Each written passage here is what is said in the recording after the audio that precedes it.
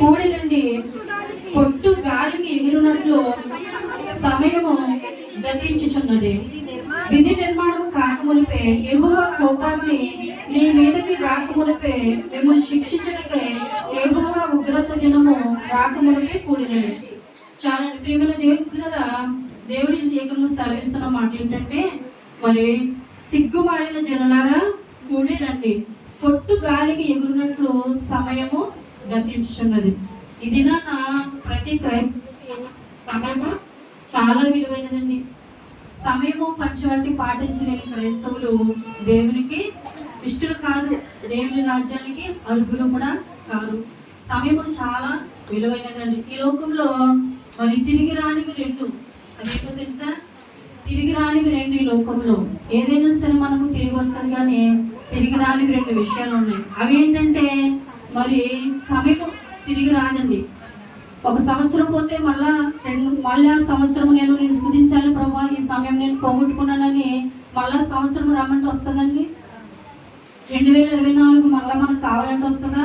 2025 వచ్చేసింది. దీని తర్వాత 2026, 2027 అలా తప్ప మరి వెనక్కి రావాలంటే ఎంత మాత్రం రాదు, ఎంత మాత్రం కూడా అవకాశం లేదు.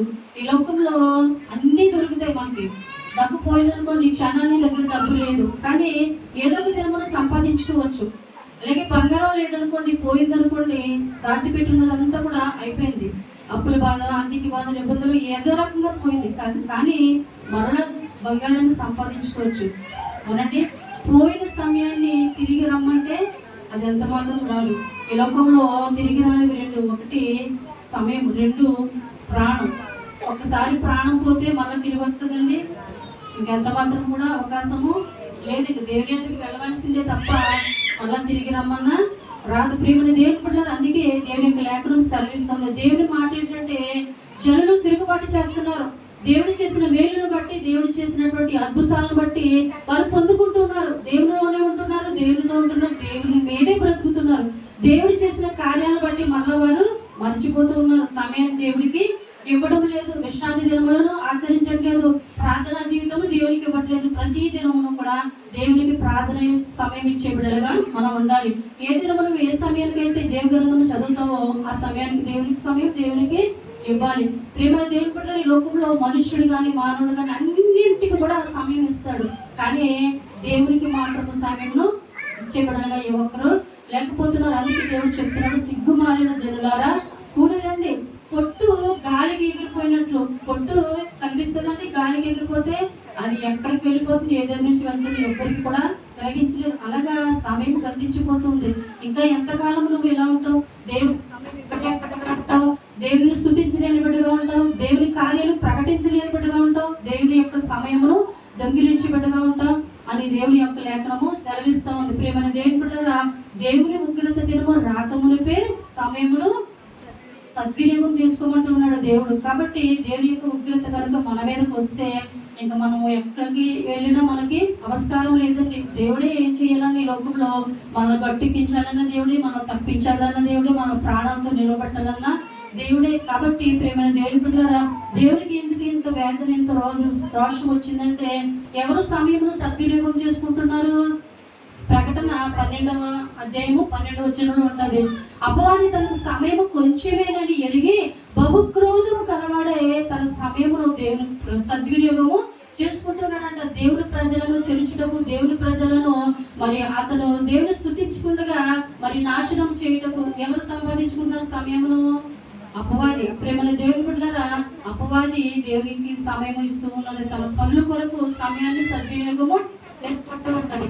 అపవాది సిద్ధంగా ఉంది, కానీ తన సమయం కొరకు ఒక మనుషుడు, రక్షణ పొందిన మనుషుడు, లేకపోతే దేవుని కుమారుడుగా కుమార్తెగా పిలువబడుతున్న మనుషుడు దేవునికి సమయం ఇవ్వలేక నిర్లక్ష్యపడుతున్నాడు. ప్రేమల దేవుని బిడ్డలారా, దేవుని యొక్క మందిరంలో క్రైస్తవులుగా మనము మరి విలువైన పాత్రలుగా నిలవాలి అంటే దేవునికి సమయం ఇచ్చబడలుగా మనం ఉండాలి. సమయం సద్వినియోగం చేసుకుంటేనే దేవుని యొక్క రాజ్యమును మనం పొందుతాం. దేవుని సమయము కనుక దేవునికి ఇవ్వకపోతే మరి జీవ గ్రంథంలో మనము నిలవు, కానీ దేవుని యొక్క రాజ్యంలో కూడా మనము అర్హులము కాదని దేవుని యొక్క లేఖనం సెలవిస్తుంది.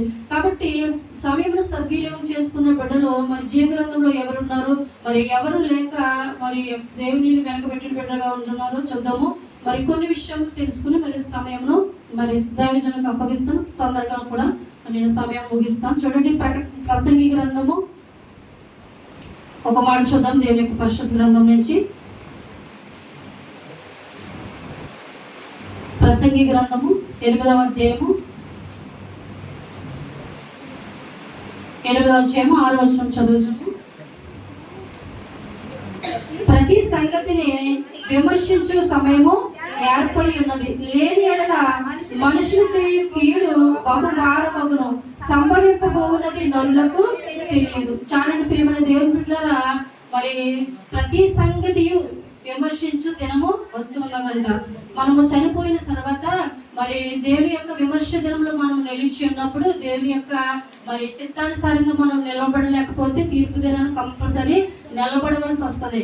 అప్పుడు తీర్పు దినాన ప్రతి సంగతి ఈ రోజు నువ్వు ఏం చేస్తావు, ఈ యొక్క విశ్రాంతి దినమును నువ్వు దేవునికి ఎంత సమయం ఇచ్చావు, లేకపోతే మరి సంవత్సరంలో 52 వారములలో ప్రతి విశ్రాంతి దినము నువ్వు ఆచరించావా లేదా, ఏ సమయంలో నువ్వేం చేసావు, ప్రతిదీ కూడా లెక్క చెప్పాలంటండి. హల్లెలూయా.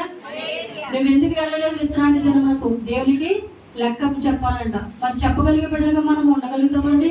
విమర్శ దినమున ఏ ఒక్కరు కూడా మరి తీర్పు దినాల్లో ఉండకూడదు. ప్రేమైన దేవుని బిడ్డలు ప్రతి ఒక్కరు కూడా దేవునికి సమయం ఇచ్చే బిడ్డలుగా ఉండాలి. అలాగే యోబు గ్రంథంలో యోబు సెలవిస్తున్న 3వ అధ్యాయం 31వ అధ్యాయంలోనే ఏమనంటే, నా అడుగు జాడలను నువ్వు మరి లెక్కించుచున్నావు. అంటే అడుగు జాడలు, తను ఏ స్థలంలోకి వెళ్తున్నాడో దేవుని చిత్తాన్ని బట్టి దేవునికి సమయం ఇచ్చేట్టుగా ఉన్నాడా, లేకపోతే వ్యతిరేకమైనటువంటి స్థలాలలో నిలుస్తూ ఉన్నాడా, ప్రతి సంగతిని కూడా దేవుడు లెక్కిస్తూ ఉంటాడంటండి. హల్లెలూయా.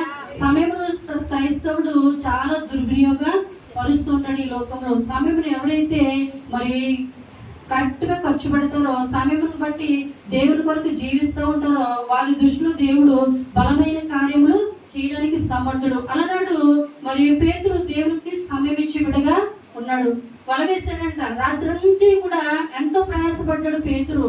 కానీ రాత్రంతా కూడా ప్రయాసపడినా ఏమీ కూడా దొరకలేదండి పేతురుకి. అవునండి, రాత్రంతా కూడా ప్రయాసపడ్డాడు. కానీ పేతురు ప్రయాస దేవుడు చూశాడు.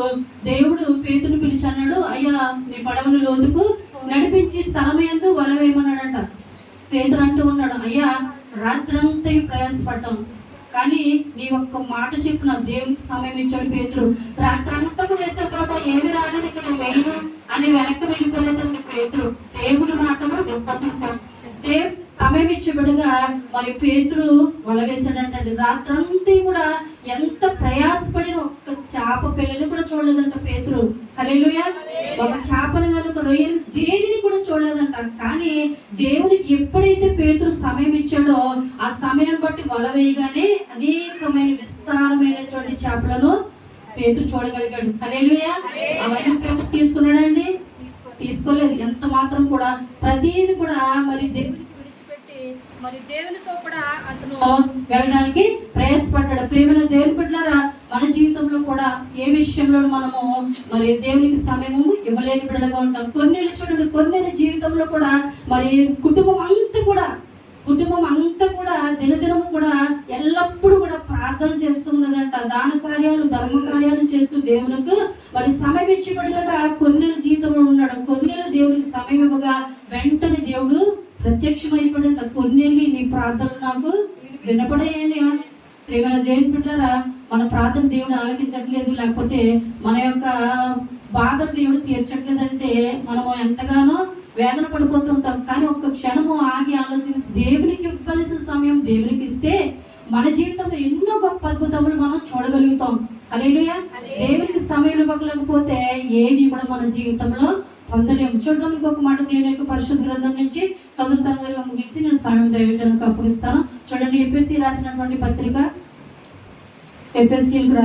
పత్రిక 5వ అధ్యాయము 15వ వచనం చదువుదాము. దినములు చెడ్డవి కనుక సమయమును పోనీయక సత్వినియోగం చేసుకొనుచు అజ్ఞానుల వలె కాక జ్ఞానుల వలె నడుచుకొనుడే. చూడండి ప్రియమైన దేవుని బిడ్డలారా, ఇక్కడ అపోస్తలుడైన పౌలు సెలవిస్తూ ఉన్నటువంటి మాట ఏంటంటే, దినములు చెడ్డవి కనుక సమయమును పోనీయక సద్వినియోగం చేసుకున్నాము. దినములు చెడ్డవంటే ఈ రోజు ఆదివారం మంచిది కాదు, ఈ రోజు సోమవారం మంచిది కాదు, ఈ రోజు అమావాస్య, ఈ రోజు పున్నమి, ఇవేవి కాదండి. దినములు చెడ్డవంటే గతించున్న ప్రతి దినము కూడా క్రైస్తవుడికి చెడ్డదే. ఎందుకంటే ఏ దినాన ప్రతి ఒక్కరు కూడా లెక్క చెప్పవలసినటువంటి బిడ్డలుగా ఉన్నాం. ఎందుకంటే ప్రతి సంగతియు నువ్వు ఎప్పుడెప్పుడు ఏది చేసావో, ఏ సమయములకు ఏది చేసి, ఏ స్థలములకు వెళ్ళావో, విశ్రాంతి దినం ఆచరించకుండా ఏ పని మీద నువ్వు వెళ్ళావో ప్రతిదీ కూడా లెక్క అప్పచెప్పవలసి ఉంటుందంటే. దినములు చెడ్డవంటే వారాలు, నెలలు ఎంత మాత్రము కాదు. దేవుడు చేసినటువంటి ప్రతి దినము కూడా మంచి దినమే. కాబట్టి దినములు చెడ్డవి కనుక సమయమును పోనీయక సద్వినియోగం చేసుకోమని దేవుని యొక్క లేఖనము సెలవిస్తుంది. భక్తులున్న వారు, ప్రవక్తలు ఎంతో మంది సమయమును సద్వినియోగం చేసుకుంటూ దేవుని యొక్క రాజ్యంలో అతసాక్షులుగా నిలబడ్డారండి. ప్రియమైన దేవుని బిడ్డలారా, దేవుడు మనల్ని కూడా వారిలాగా ఎన్నుకున్నాడు, ఏర్పరచుకున్నాడు, ఈ లోకంలో దీవిస్తున్నాడు, అడిగినది ప్రతిదీ ఇస్తున్నాడు. చక్కగా ఎన్నో కార్యములు మనం చూడగలుగుతున్నామంటే మరి నిజంగా దేవుని యొక్క కృప. కానీ అట్టి బలమైన కార్యములు చేయగలిగిన దేవుడికి సమయం ఇచ్చే బిడ్డలుగా క్రైస్తవులు లేకపోతూ ఉన్నారు. దేవుని సమయం, విశ్రాంతి దినము దేవునికి ఇవ్వాలి. విశ్రాంతి దినమును క్రైస్తవుడు దేవుని యొక్క మందిరంలో తప్ప మరి ఎక్కడ నిలవకూడదండి. హల్లెలూయా. దేవునికి ఇవ్వాల్సినటువంటి సమయము, విశ్రాంతి దినము దేవునికి ఇచ్చేయాలి. నీవు మిగతా వారం అంతా కూడా మనం ఎన్ని పనులు చేసుకున్న దేవుడు అడగడండి. కాబట్టి విశ్రాంతి దినమును క్రైస్తవుడు దేవుని యొక్క మందిరంలో తప్ప మరి ఎక్కడ మన పాదములు ఉండకూడదంటాడు. యోగు చెప్తాడు, నా పాదములను లెక్కించు, నా జాడల సారమును లెక్కించున్నావు. నేను ఎక్కడికి వెళ్తున్నాను, ఏ స్థలంలోకి వెళ్తున్నాను, ఏం చేస్తున్నాను, అన్ని కూడా నీకు లెక్కే ప్రభా. కాబట్టి నా నీతిని నేను పోగొట్టుకోను, నా యథార్థతను నేను పోగొట్టుకొని నీ సమయం ఎంత మాత్రం కూడా నీ సమయం నేను దొంగిలించినని మరి యోగు తీర్మానం తీసుకున్నాడు. ప్రియమైన దేవుని బిడ్డలారా, అలాగే అపొస్తలుడైన పౌలు కూడా తీర్మానం తీసుకున్నాడు. దినములు చాలా చెడ్డవి కనుక దేవుని కొరకే ప్రయాసపడ్డాడు. అపొస్తలుడైన పౌలు ఎన్నో శ్రమలు, ఇబ్బందులు, ఇరకట్లు ఎన్ని వచ్చినప్పటికీ కూడా దేవుని కొరకే ప్రయాసపడ్డాడు, దేవుని కొరకే చనిపోయాడు. హల్లెలూయా. మనుషులు ఎటువంటి వారంటే ఆశీర్వాదం పొందితే దేవుని స్తుతిస్తారు, లేకపోతే దేవుడు మేలు చేయకపోతే ఇంకా చచ్చికి రారు. ఎందుకంటే కార్యాలు జరిగితేనే నిజంగా క్రైస్తవులు. అందుకే దేవుడు చెప్తున్నాడు, సిగ్గుమాలిన జనులారా కుడిరండి. ఎంతకాలం చిన్నపిల్లలాగా విశ్రాంతి దినములను దొంగిలిస్తారో, విశ్రాంతి దినములు మీరు ఆచరించరో. పొట్టు గాలికి ఎగిరిపోతున్నట్టు సమయం గతించిపోతుంది. మళ్ళీ ఒక సమయం పోతే, ఒక గడిపోతే మళ్ళీ నీకు తిరిగి ఎన్నటికీ రాదు. కాబట్టి దీపం ఉండగానే ఇల్లు చక్కబెట్టుకోమని దేవుని యొక్క లేఖనం సెలవిస్తుంది. కాబట్టి దేవునికి ఇవ్వాల్సిన సమయం దేవునికి ఇవ్వాలి. నేను చెప్పే మాట, ఇతర పనులకు ఇవ్వాల్సిన సమయము మిగతా పనులకి మనము ఇవ్వాలి. కాబట్టి ప్రేమ దేవుని బిడ్డలారా, అపొస్తలుడైన పౌలు ఎన్నో శ్రమలు, ఎన్నో వేదన, దుఃఖములు, ఎన్ని శ్రమలు వచ్చినప్పటికీ దేవుని సమయం మాత్రం అతను ఎంత మాత్రం కూడా దొంగిలించలేదు. కుటుంబ వ్యవస్థ దేవుడు ఇచ్చింది, కుటుంబాన్ని చక్కపరచుకోవాలి. ఆత్మరక్షణకి ఆహారం కావాలి. కాబట్టి మన ఆత్మ ఎల్లప్పుడూ బలముగా ఉండాలి. అంటే దేవుని యొక్క మందిరంలోనే సంతోషము, దేవుని యొక్క మందిరంలోనే మనకు ఆహారం దొరుకుతుంది, దేవుని యొక్క మందిరంలోనే బలము దొరుకుతుంది. కాబట్టి ప్రతి విశ్రాంతి దినమున దేవుని యొక్క మందిరంలో వాక్యం వినాలి, ఆరాధన చేయాలి. అన్ని విషయాల్లో పాలుపొప్పులు పొందితేనే దేవునికి నీవు సమయము ఇచ్చినట్టు. ఇంట్లో ప్రార్థన చేసుకుంటాను అంటే కుదరదండి. దేవుని యొక్క మందిరంలో నేను నిలబడాలి విశ్రాంతి క్రైస్తవుడు. కాబట్టి అపొస్తలుడైన పౌలు సెలవిస్తున్నాడు, అనేకులకు ఉపయోగకరంగా తను బ్రతుకులు చూసుకోలేదు, తిని చూసుకోలేదు, సుఖం చూసుకోలేదు, అనేకుల కొరకు ప్రయాసపడ్డాడు, దేవుని కొరకే తిరిగాడు. అన్నాడు, తబిత చనిపోయిందని ప్రియమైన దేవుని బిడ్డలారా, తబిత అన్నటువంటి వ్యక్తి దేవునికి శిష్యురాలంట. తన సమయం అంతటిని కూడా దేవుని కొరకే ఉపయోగించింది. తను అనేకమైనటువంటి మరి దేవుని బిడ్డలన్న వారికి, పరిశుద్ధులకి ఎంతగానో ఎన్నో వస్త్రములు కుట్టించిందంట. తనకి లేమిలో ఇచ్చింది. ఉన్నప్పుడు ఎవరైనా సహాయం చేస్తారు, కానీ లేమిలో ఆమె కుట్టించిందంట. చనిపోయింది ఒకనొక దినమున. చనిపోతే అంబారీను కూడా ఇంట్లో పెట్టుకోండి శవాన్ని. ఏ ఒక్కరు కూడా ఎంత డబ్బున్నా, ధనమున్నా ఇంట్లో శవాన్ని ఎంత మాత్రం కూడా పెట్టుకోరు. కానీ సంఘం అంతా, పరిశుద్ధులంతా కూడా ఈమె మాకు ఎంతగానో ఉపయోగపడింది, దేవునికి సమయం ఇచ్చే బిడ్డ, దేవుని కొరకే ప్రయాస బిడ్డ, దేవుని కొరకే సాక్ష్యం పొందిన బిడ్డ, ఇలాంటి బిడ్డ చనిపోకూడదని ఎంతో వేదన పడ్డారు, రోదన పడ్డారు. ప్రతి ఒక్కరు కూడా శవమును స్నానం చేయించి కడిగి ఎక్కడ పెట్టారంట, మేడ గదిలో దాచిపెట్టారంటండి. ప్రేమన దేవుడు అటువంటి గొప్ప సాక్ష్యం క్రైస్తవులు పొందాలి. దేవుని కొరకే ఇచ్చిందంట సమయము, దేవుని పిల్లల కొరకే ఇచ్చిందంట సమయము తబిత. కాబట్టి పేతుని పిలవనంపించి మరి ప్రార్థన చేసి చేసినప్పుడు ఆ పేతురు ఆమె యొక్క సాక్ష్యాన్ని విని ఎంతో సంతోషంతో ఇలాంటి వ్యక్తి దేవుని కొరకు ఇంత ప్రయాసపడ్డది, దేవుని కొరకు ఇంత సమయం ఇచ్చిందని ఆయనే ఆశ్చర్యపడంటే పేతురు. ప్రియమైన దేవుని బిడ్డలారా, యాజకులు ఆశ్చర్యపడాలి, నువ్వు దేవునికి ఇస్తున్న సమయాన్ని బట్టి. యాజకులు సంతోషపడాలి, నువ్వు దేవునికి ఇస్తున్న సమయాన్ని బట్టి. ఎప్పుడు ఫోన్ చేసినా ఏదో పని ఉందండి, ఈ రోజు చర్చికి రావట్లేదంటే నీ సమయం అంతా ఎవరు పట్టుకెళ్ళిపోయారు? సాతాను పట్టుకెళ్ళిపోతుందని ఒక మాట నువ్వు గమనించాలి. హల్లెలూయా. సంతోషపరిచే బిడ్డలుగా ఉండాలి. ఎల్లప్పుడూ కూడా దేవుని యొక్క మాటకి విధేయులుగా ఉండాలి. దేవునికి సమయం ఇచ్చే బిడ్డలుగా ఉండాలి. యాజకుల యొక్క ప్రతి ఒక్క మాటకి సమయం ఇచ్చే బిడ్డలుగా ఉండాలి. అమ్మ పలానా రోజు ప్రార్థన ఉందిరా, లేకపోతే ఈ రోజు విశ్రాంతి దినం కదా అని చెప్పినప్పుడు నువ్వు ఏదో పని చెప్తే ఇంక నీ సమయం అంతా కూడా సాతాను దొంగిలిస్తున్నందు. ప్రియమైన దేవుని బిడ్డలారా, తబిత అలా చేయలేదంటే అనేకులకు సాక్షిగా నిలిచింది. ఆమె చనిపోతున్నప్పుడు ఏ ఒక్కరు కూడా ఒప్పుకోలేదంటే ఇలాంటి బిడ్డ చనిపోకూడదు. మనము కూడా దేవునికి అట్టి రీతిగా సాక్ష్యం ఇచ్చి దేవుని యొక్క కార్యములు పొందగలిగే బిడ్డలుగా మనం ఉండాలి. కాబట్టి అపోస్తలుడైన పౌలు చెప్తా ఉన్నాడు, సమయము దినములు చెడ్డవి కనుక సమయమును పోనీయక సద్వినియోగం చేసుకోమంటున్నాడు. ఇంకొక మాట చూద్దాం దేవుని యొక్క పరిశుద్ధ గ్రంథం నుంచి. న్యాయాధిపతుల గ్రంథము 16వ అధ్యాయము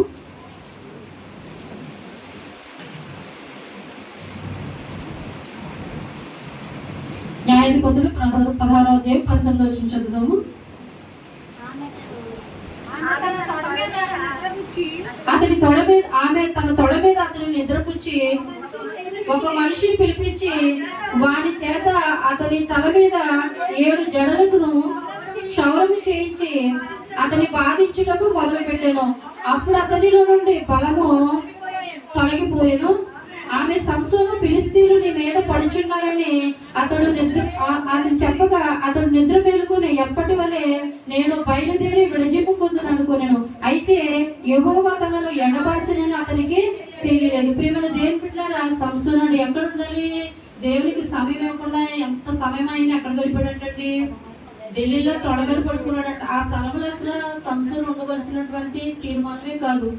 సంసోని దేవుడి తన కొరకు ఉపయోగించి ఎంతో బలముగా, ఎంతో శక్తివంతంగా మరియు పుట్టించాడు. సంసోను పుట్టుక చాలా పవిత్రంగా దేవుడు నిర్ణయించాడండి. ఫిలిష్తీయులను హతమార్చుటకు, అనేక శత్రు సమూహమును హతమార్చి దేవుని ప్రజలను కాపాడుటకు, దేవుని ప్రజలను రక్షించుటకు మరి సంసోనును పుట్టిస్తే తిమ్నానికి వెళ్ళాడు.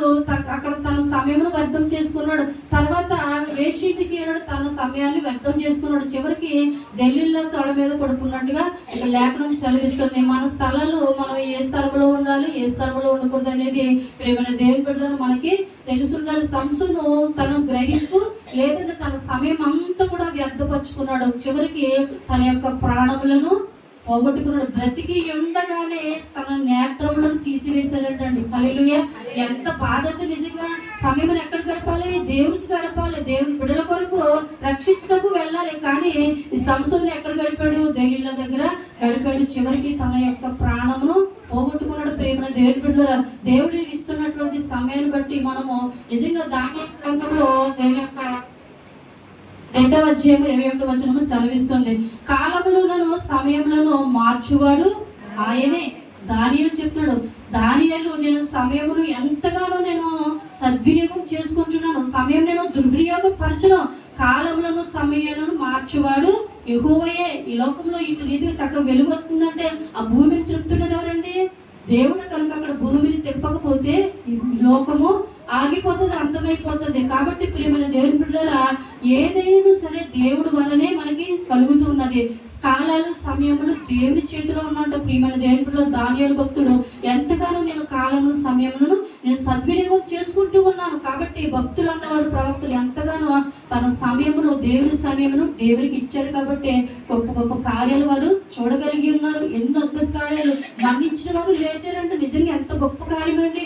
ఎంత సమయం దేవునికి ఇచ్చారు, వారు ఎంత పవిత్రంగా జీవించారు. సమయంలో నిర్లక్ష్యం చేయక దేవుని కొరకే చావైన బ్రతికైనా నిలవబడ్డారు. మన జీవితంలో కూడా చిన్న సమస్య వచ్చినప్పటికీ, చిన్న తలపొడిస్తే దేవునికి సమయం మనము ఇవ్వమండి, ఇంట్లో గడుపుతాం. ఎంత మాత్రం క్రైస్తవులు అలాంటి విషయాలకు మనము వెళ్ళకూడదు. ప్రియమైన దేవుని బిడ్డలారా, అలనాడు జక్కయ్య చూసారండి, జక్కయ్య నిజంగా యేసుని చూడాలని ఆశపడ్డాడు. ఒక్క క్షణము కానీ జక్కయ్యకి అదే సమయంలో కొన్ని కోట్లు వస్తాయి, కొన్ని లక్షల మీద కోట్లు వస్తాయండి పన్ను వసూలు చేస్తే జక్కయ్యకి.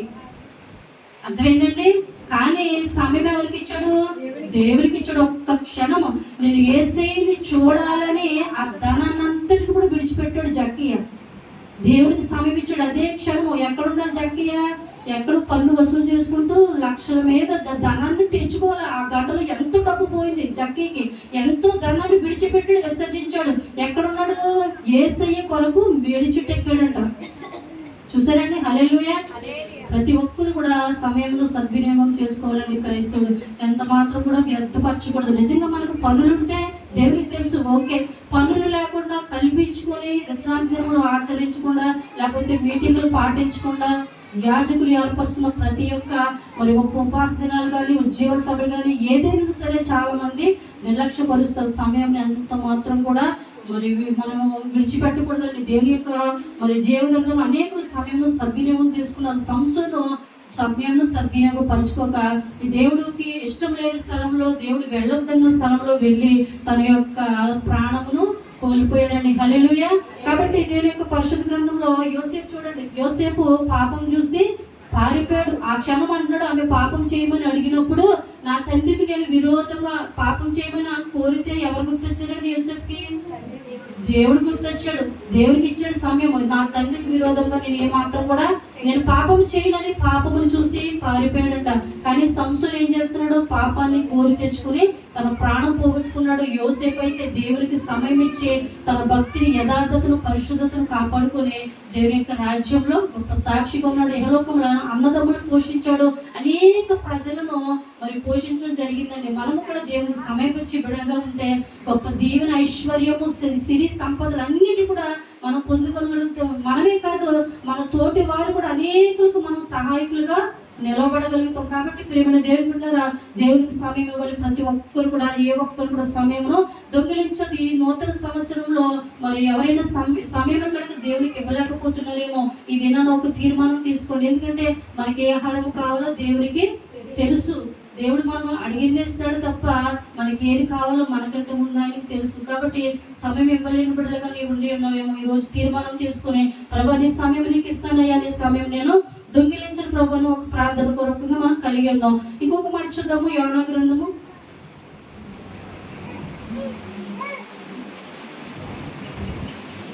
చూడండి. యోనా గ్రంథము 1వ అధ్యాయము 3వ వచనం చదువుదాము. అయితే యెహోవా సన్నిధి నుండి తర్షీషు పట్టణమునకు పారిపోవాలని యోనా యొప్పేకు పోయి తర్షీషునకు ఒక వాడను చూచి ప్రయాణమునకు కేవి ఇచ్చి యెహోవా సన్నిధిలో నిలవలేక వాడవారితో కూడి తర్షీషునకు పోవుటకు వాడ ఎక్కాను. ఎక్కడ ఉండాలండి యోనా? దేవుడు చెప్పాడు ఒక మాట, అయ్యా నువ్వు నినివే పట్టణస్థుల దోషము బహుఘోరంగా ఉన్నది, వారి పాపము ఎంత విపరీతంగా ఉందంటే చాలా వారికి దుర్నీతి వచ్చింది. కాబట్టి వారందరూ కూడా నాశనం అయిపోతారయ్యా, కాబట్టి నువ్వు వెళ్ళి వారికి ప్రకటించమన్నాడు. కానీ యోనా యెహోవా సన్నిధి నుండి పారిపోయినని ఉంది. హల్లెలూయా. ఎక్కడి నుంచి పారిపోయాడంటండి యోనా? దేవునికి సమయము దొంగిలిస్తూ, దేవునికి సమయం ఇమ్మని అడిగితే దేవునికి సమయం ఇవ్వక ఎక్కడికో పారిపోయి ఎక్కడో ఓడ దిగువ భాగమున నిద్రపోతూ ఉన్నాడంట. ప్రేమల దేవుని బిడ్డలారా, ఒక్క క్షణము ఆగి ఆలోచించలేదు యోనా. 120,000 మంది కంటే ఎక్కువ సమూహం ఉన్నదంట, జనం ఎక్కువ మంది. కానీ 120,000 మంది ప్రాణములు, వారి ఆత్మ రక్షణ ఎవరి చేతిలో ఉన్నాయి? యోనా చేతిలో ఉన్నాయి. యోనా ఒక్క మాట పలికితే వారందరూ కూడా మారు మనసు పొందుతారు. ప్రేమైన దేవుని బిడ్డలారా, ఈ యొక్క మాటని చెప్పలేక యోనా ఏం చేస్తున్నాడంట? టికెట్ తీసుకుని పారిపోయి ఓడ దిగువ భాగంన పడుకున్నాడంట. అయితే ఒక విపత్తు వచ్చింది, ఒక తుఫాను వచ్చింది, ఒక గాలి వచ్చింది. అయితే వారందరూ కంగారు పెడుతున్నారు. ఈ విపరీతమైన గాలి ఎవరి ద్వారా వచ్చిందంటే అంటూ ఉన్నాడు, నా వల్లనే. మరి మేము ఏం చేయాలంటే నన్ను ఎత్తి సముద్రంలో పడేయడానికండి యోనాను పుట్టించాడు దేవుడు. మన ఇష్టమే అనేసుకోవడాలు, మన ఇష్టమే. నిజంగా చెప్పాలంటే క్రైస్తవుడు క్వశ్చన్ ఆన్సరే, క్వశ్చన్ వాళ్ళే చెప్పేసుకుంటారు ఆన్సర్ కూడా. ప్రేమైన దేవుని బిడ్డలారా, మన సొంత ప్రయత్నాలు, సొంత ఆలోచన క్రైస్తవులకు తగవండి. ఏది చేసినా దేవుని మీద ఆధారపడాలి. ఏ కార్యము తలపెట్టినా దేవునితోనే వెళ్ళాలి. ఏ కార్యము తలపెట్టినా చేయించుకుని దైవజనుల చేత ముందుకు వెళ్ళాలి. ఎవరైతే ఈ కార్యములు చేస్తారో వారి జీవితంలో అపజయం అనేది చూడరు. హల్లెలూయా. సమయమును దేవునికి ఒక యోన ఏం చేస్తున్నాడంట, ఓడ దిగువ భాగమున పడుకున్నాడంట. ఆగి ఆలోచన చేసేది ఎంత మాత్రము లేదు. సముద్రంలో పడవేనన్నప్పుడు మళ్ళీ దేవుడు ఒక ఆజ్ఞ ఇచ్చాడంటే చేపకి, ఆ చేపకు ఆజ్ఞగా చేప యోనను మింగిందండి. యావత్ భూమి మీద కానీ భూ ప్రపంచం మీద కానీ ఏ జీవికైనా సరే ఆహారం అరగకుండా ఉండదు. హల్లెలూయా. ఎంతటి జీవైనా సరే ఆహారం ఒక గంటలో అరిగిపోతుందండి. మనుషుడికైనా, పక్షికైనా, చేపలకైనా, కొండ చీలుకైనా, దేనికైనా సరే. కానీ 3 రోజులు యోన కడుపులో ఉండగా తనకి ఏ హాని కూడా కలగలేదంటే ఎవరి కృప? దేవుని యొక్క కృప. నిజంగా కాపాడింది ఎవరు? దేవుడే. ప్రియమైన దేవుని బిడ్డలారా, నువ్వు దేవునికి సమయం ఇచ్చిన ఇవ్వకపోయినా నిన్ను కాచి కాపాడి దీవిస్తున్నాడంటే దేవుని కృపే కదా.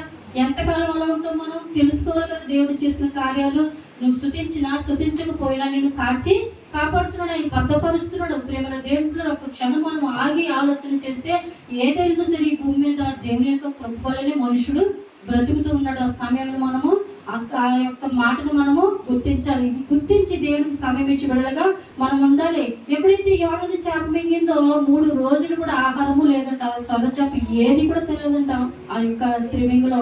ప్రియమైన దేవుని బిడ్డలారా, అప్పుడు ప్రయాసపడతాను, దేవా నన్ను క్షమించు, నేను విపత్తులో ఉన్నాను, నేను ఉరిలో ఉన్నాను, పాతాళ గర్భంలో ఉన్నాను, తాళాలు నన్ను బిగించినట్లుగా ఉన్నది, నేను పైకి రాలేకపోతున్నాను ప్రార్థన చేస్తే దేవుడు నిజంగా యోననే మరి త్రిమింగుల అంత ఎత్తు నుంచి దూకి ఎత్తు నుంచి పడుతుంది. ఒక దిక్కున ఉంటుందండి, అది ఎన్ని మొగ్గలేసుకుంటూ వెళ్తుంది. ఎంత నరకం చూశాడు యోన, చూసారండి. నిజంగా దేవుడి చేతి వెళ్ళమన్న స్థలములకు వెళితే, దేవునికి సమయం ఇస్తే ఇన్ని కష్టాలు ఉందిరండి యోనకి. త్రిమింగులు ఎన్ని నీరు లాక్కుంటుంది లోపలికి, మళ్ళీ బుస్సుని పైనుంచి తల మీద నుంచి వదులుతుంది. ఆ నీళ్లు లాగినప్పుడు అల్లల్లో ఆడిపోతున్నాడు, కొట్టుకుపోతున్నాడు, కొట్టుమిట్లు ఆడిపోతున్నాడు, ఊపిరి ఆడలేదు, ప్రాణం నిలవలేకపోతుంది. మళ్ళీ ఎవరు గుర్తొచ్చారు? దేవుడు గుర్తొచ్చాడు. అయ్యా నీ సమయం నేను దొంగిలించాను. ఒక మాట చూడండి, క్రైస్తవులకు ముట్టికే కొడితే కానీ దారిలోకి రాదని విన్నారు ఎప్పుడైనా? విన్నారా? యోనకు అదే జరిగింది. హల్లెలూయా. క్రైస్తవులు దేవుడు ప్రేమించినంతసేపు దేవుని మాట వినరండి. ఏదన్నా రోగమన్నా రావాలి, దేవుడి గుర్తు రావాలంటే, ఏదన్నా విపత్తన్నా వచ్చేయాలి, అప్పుడు కానీ దేవుడికి సమయము ఇవ్వరండి. అటువంటి నామకార్థ క్రైస్తవులుగా ఎవరు ఉండకూడదు. హల్లెలూయా. దేవుని రాకడ ఎప్పుడు ఎవరికి ఏమీ తెలియదండి. దొంగ వలె వస్తాడండి ఆయన. ఆయన వచ్చినప్పుడు తీర్పు దినాన పరిశుద్ధుల సమూహంతో మనం వెళ్ళిపోతే గొప్ప ధన్యత.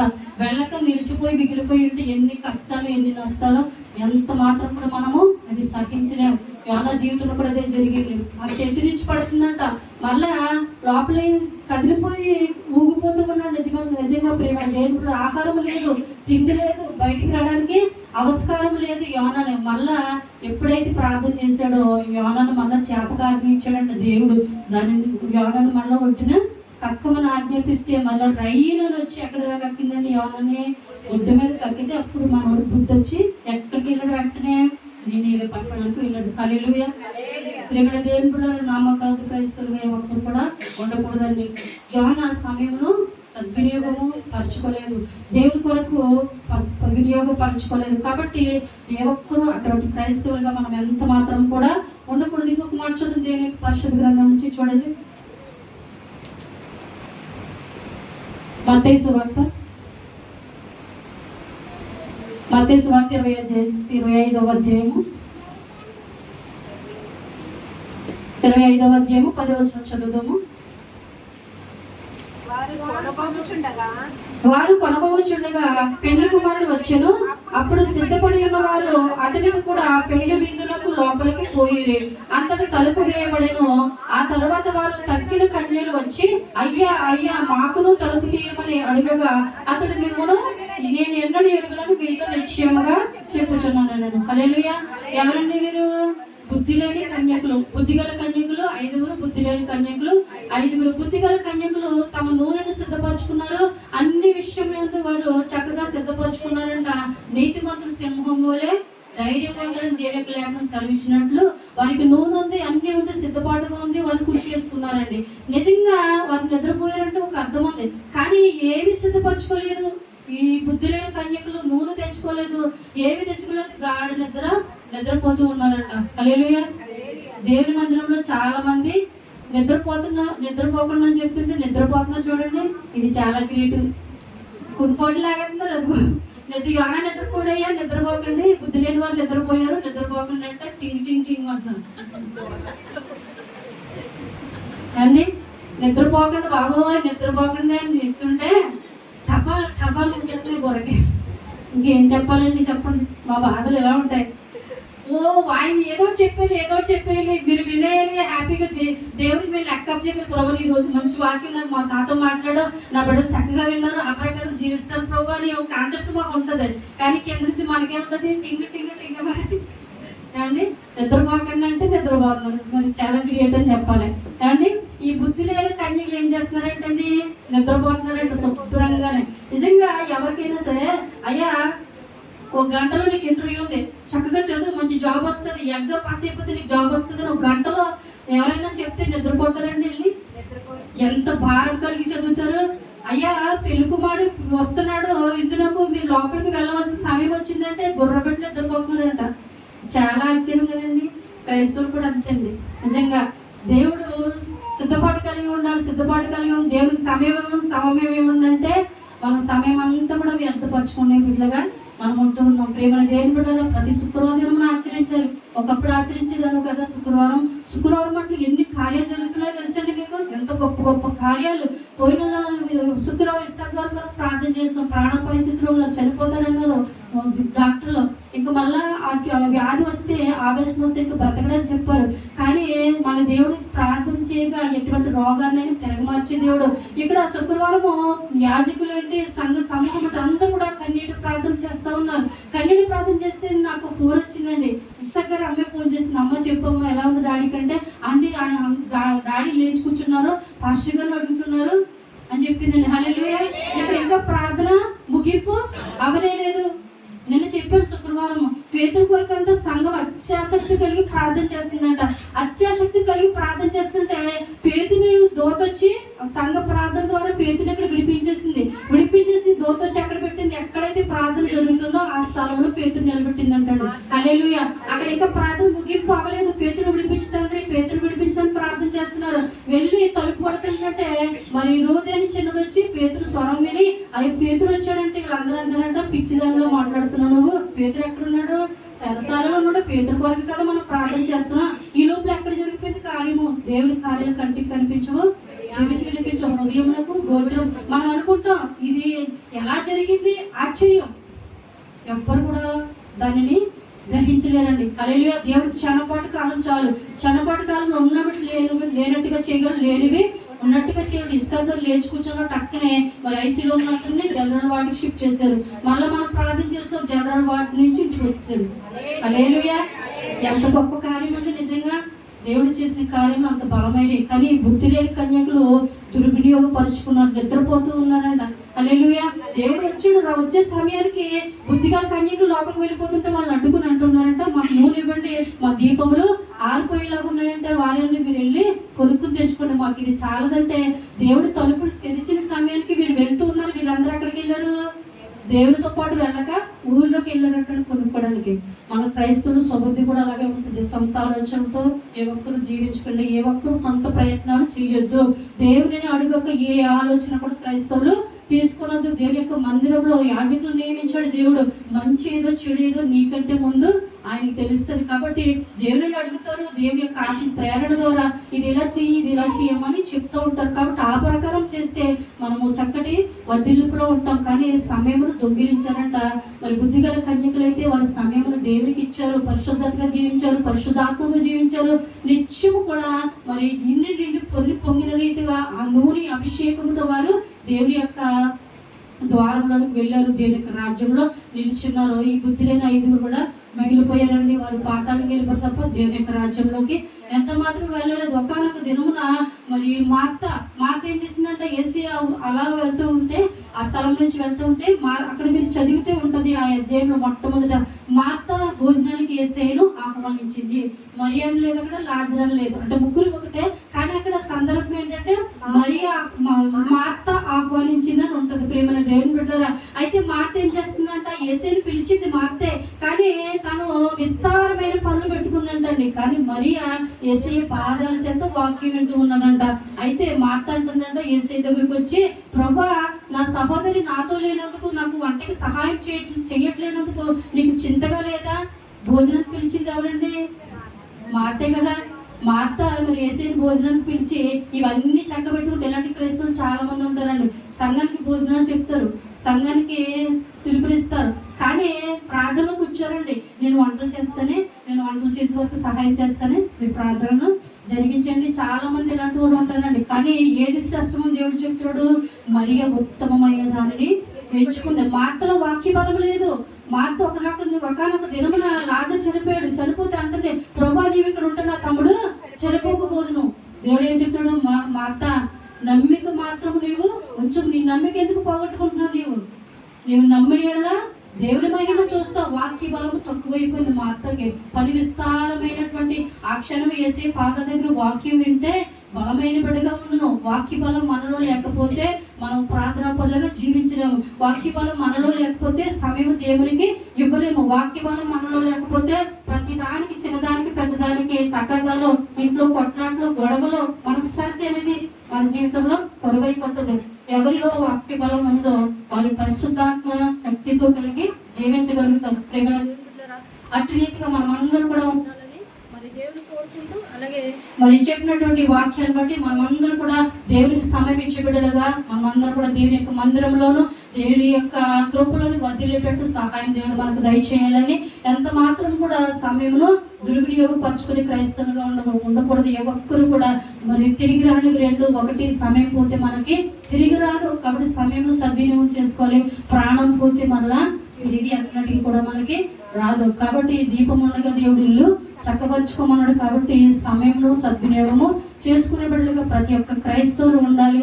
మా అత్త జీవితంలో మా వాక్యాన్ని కోల్పోయింది కాబట్టి దేవుడి మహిమను తను చూడలేకపోతుంది. అపనమ్మకం కలిగిపోతుంది తమ్ముడు బ్రతకడానికి. కానీ అప్పటి వరకు యేసే బోధ ఆమె వెంటనే ఉంది, కానీ పెడచెవిన ఆమె పెట్టినట్టుగా ఇక్కడ లేఖనం తెలుస్తుంది. కాబట్టి మరియు వాక్య వినుల్లో శ్రేష్టమైన దాన్ని, ఉత్తమమైన దాన్ని ఎంచుకుందని దేవుడే సాక్ష్యం ఇస్తున్నాడు. మా అత్త విస్తారమైన పనులు పెట్టుకున్నావు, అవి నిన్ను నడిపించు. సమయమును నాకు ఇచ్చింది మా అత్త, వాక్యానికి ఇచ్చింది. వాక్యమే దేవుడు. హల్లెలూయా.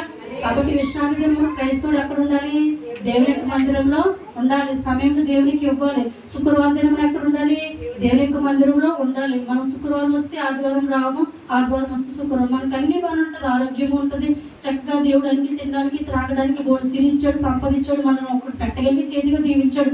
అయినా కానీ మరి దేవుని స్తుతించేవారుగా ఏమీ లేనప్పుడు ఎవరైనా స్తుతిస్తారు. ప్రభు నాకు అది, ప్రభు నాకు ఈ వస్తువు కావాలి, నాకు ఇది కావాలి, ఇది కావాలి, ఇది కావాలంటాం. ఏమీ లేనప్పుడు ఎవరైనా స్తుతిస్తారు. కానీ అన్నీ కలిగి ఉన్నప్పుడు స్తుతించిన వాడే నిజమైన క్రైస్తవుడు. హల్లెలూయా. ఇచ్చిన దానిని బట్టి మరి తప్పిపోతుంటారు చాలా మంది, అవునండి. అటువంటి ఇదిగా ఎవరు ఉండకూడదు. హిజ్కియా మహారాజు దేవుడు సిరిచ్చాడు, సంపాదించాడు, అన్నీ ఇచ్చాడు. హృదయం మనస్సున గర్వించే బిడ్డగా ఉన్నాడు. గర్వం అనేది మనకి రాకూడదు. ఎవరైతే దేవునికి సమయం ఇస్తారో వారి హృదయంలో గర్వం అనేది ఎన్నటికీ కూడా ఉండదు. దీన మనస్కులుగా ఉంటారు, తగ్గింపు జీవితంలో ఉంటారు. కాబట్టి సమయం దేవునికి ఇచ్చి బిడ్డగా మనం అందరం కూడా ఉండాలని ప్రార్థన చేసుకుని మరి సమయంలో దైవజనులకు అప్పగిస్తాను. చిన్న ప్రార్థన చేసి, మహాకరుడ, మహోన్నతుడ, పరిశుద్ధుడ, ప్రేమ కలిగిన మా ప్రేపర్లకు తండ్రి, మీ గర్మైన శ్రేష్టమైన నామాను కొందనాలు దేవా. ఇదిగో నాయన ప్రభా, సిగ్గుమాలిన జనులోడా కూడిరండి. మరి సమయము గతించున్నది పొట్టు గాలికి ఎగిరినట్లు సమయం గతించిపోచున్నదన్నావు ప్రభా. ఇదిగోనైనా మేము అవసరాలు తీర్చుకునే పడగా మేము ఉండి ఉన్నామేమో, నీకు సమయం ఇవ్వలేకపోతున్నామేమో, మమ్మల్ని క్షమించునైనా మన్నించు ప్రభా. ఇది అపవాదైతే ప్రభా తనకు సమయం కొంచెమేనా నీకు తెలుసుకుని బహుక్రోధం కలవాడే ప్రభా. అయ్యా అనేకులను నాశనం చేయటకు తన సమయమును సద్వినియోగం చేసుకున్నాడు. అయ్యా తండ్రి ప్రభా, నీ రక్షణ పొందిన మేము, పరిశుద్ధతను జీవిస్తున్న మేము ప్రభా, నీ బిడ్డలుగా ఈ లోకంలో తిరుగుతున్నాము, కానీ నీకు సమయం ఇచ్చి బిడ్డలుగా ప్రభా లేక మేము దొంగిలిస్తున్నామేమో, మేము క్షమించండి ప్రభా. విమర్శ దినమున ప్రతి సంగతి మీరు లెక్క అప్పచెప్పవలసి ఉన్నదని ప్రభా నువ్వు మాట్లాడి ఉన్న విమర్శ దినమున ప్రభా. ఇదిగో నేను మేమే ఒకరు తీర్పు దినాన ఉండకుండా ప్రభా, నీ రాకడ వచ్చే సమయమునకు నీకు సమయం ఇచ్చి పరిశుద్ధత సమూహంలో లేవనెత్తబడి సాక్ష్యం దయచేయండి ప్రభా. ఇదిగో నేను అపొస్తలుడైన పౌలైతే దినములు చెడ్డం కనుక సమయం పోనీక సద్వినియోగం చేసుకోమన్నాడు ప్రభా. అలాగే మేము ప్రభా, మేము అజ్ఞానుల వల్ల ఎంత మాత్రము కూడా ఉండకూడదు, జ్ఞానుల వల్ల సమయమును పోనీక సద్వినియోగం చేసుకుని బిడ్డలాగా ఉండేటట్టు సహాయం దయచేయండి ప్రభా. అలాగే సంసోను అయితే నైనా తన బలమును పోగొట్టేసుకుని చేసుకున్నాడు ప్రభా. అయ్యా నీకు సమయం ఇచ్చిబడిగా లేక ప్రభా సమయం ఎక్కడెక్కడో గడిపి ఉన్నాడు ప్రభా. నీ మందిరంలో గడపక నాయన ప్రభా అయ్యా తన ప్రాణమును పోగొట్టుకున్న నేత్రంలోనే పిరికి వేసుకున్నాడు ప్రభా. అటువంటి మరణం ఏ ఒక్కరికి ప్రభా తండ్రి రాకూడదు నాయన. అలాగే యోన అయితే నాయన ప్రభా నీవిచ్చినటువంటి ప్రభా పిలుపు మాట వినక నాయన తండ్రి ప్రభా ఎదుగో నాయన తన శిష్యులకు పారిపోయాడు, నీ సన్నిధిలో నుండి పారిపోయాడని ప్రభా. అయ్యా నీ నాకు సెలవిస్తుంది ప్రభా, నీ సన్నిధిలో మేము నిలవాలి ప్రభా. అయ్యా నీ మందిరంలోనే తండ్రి ప్రభా మేము దీవించబడగలం ప్రభా, నీ మందిరంలోనే మేము ఆశీర్వదించబడగలం తండ్రి ప్రభా. అనేకులు భక్తులు ప్రవక్తలను వారు నీ మందిరంలోనే కట్టించున్నారయ్యా తండ్రి ప్రభా. నీ మందిరంలో ఒక దినం గడుపుట 1000 దినముల కంటే శ్రేష్టమైనటువంటి మాటలు ప్రభా. ఇదిగో యోనా గుర్తించలేకపోయి ఉన్నాడు తండ్రి ప్రభా. అంత మాత్రమే కాదు నాయన, ఇదిగో నాయన తండ్రి బుద్ధి లేని కన్యకులు ప్రభా అయ్యా నీకు సమయం ఇవ్వక తండ్రి ప్రభా వారు పాతాళానికి వెళ్ళి ఉన్నారు ప్రభా. అయ్యా తండ్రి ఇదిగో మాట అయితే నాయన విస్తారమైన పనులు పెట్టుకుని ప్రభా అయ్యా నీ వాక్యమునకు దూరం అయిపోయింది నాయన. వాక్యం వినక ప్రభా అయ్యా నీ ఉత్తమమైన దానిని ఎంచుకొనక తండ్రి ప్రభా అయ్యా తండ్రి ప్రభా తను తిరుగులాడి అన్నది క్షమించి మన్నించి మేము కూడా ప్రభా అటు రీతిగా ఉండగా విస్తారమైన పనులు మేము పెట్టుకొనుకుంటాం ప్రభా. వాక్యంకి ఇవ్వాల్సిన సమయంలో వాక్యంలోకి ఇచ్చే బిడ్డగా ఉండాలి ప్రభా. అయ్యా విశ్రాంతి దినములు అనేక పిండి వంటలు కాదు కానీ ప్రభా అయ్యా నీ మందిరంలోని వాక్యం వినాలన్న తీర్మానం మాలో దయచేయండి నాయన ప్రభా. నీకు సమయం ఇచ్చి బిడ్డలుగా మేమందరము ఉండి ప్రభా అయ్యా తండ్రి యొక్క రాజ్యంలో స్థిరులై నిలిచి ప్రభా నీ జీవ గ్రంథంలో ప్రభా మా పేరు లెక్కించుకొని తండ్రి నామం బట్టి నీ సంతోషపరిచి బిడ్డగా ఉండేటట్టు సహాయం దయచేయమని ఇదిగో తండ్రి విన్న వాక్యం నుండి వినగలిగే చెవులు గ్రహించగలిగే మనసు మాలో ప్రతి ఒక్కరికి దయచేయమని యేసుక్రీస్తు వారి నామములో ప్రార్థన అడిగి వేడుకుంటున్నాము మా ప్రియ పరలోకపు తండ్రి. ఆమేన్.